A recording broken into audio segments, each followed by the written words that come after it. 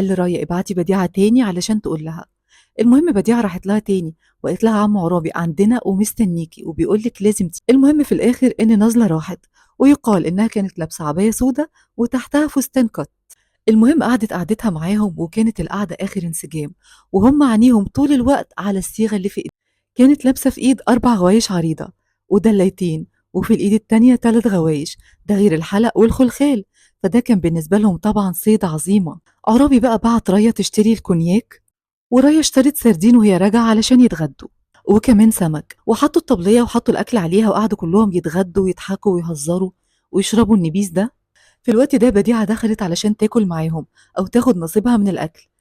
أكلت وحاولت تقعد معاهم، لكن حسب الله زعق لها وقال لها اطلعي يلا العبي مع العيال في الحارة. فبديعة خرجت فعلا الحارة تلعب مع العيال. المهم إن نازلة حست إنها اتأخرت، فقامت ولبست الملاية بتاعتها واستعدت إنها تمشي.